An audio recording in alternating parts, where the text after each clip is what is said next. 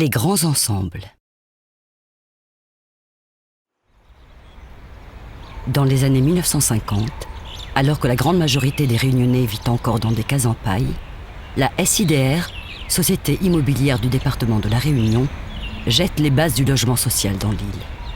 Elle innove en proposant des logements en dur à loyer modéré.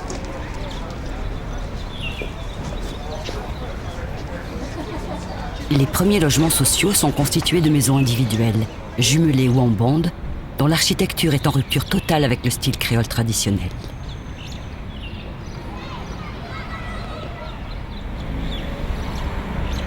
Au cours des années 1960-1970, la population augmente considérablement. De nombreux Réunionnais quittent les écarts en direction des pôles urbains, où ils s'installent dans des conditions précaires. Les bidonvilles se multiplient. Il s'agit d'aller vite pour offrir un logement décent au plus grand nombre.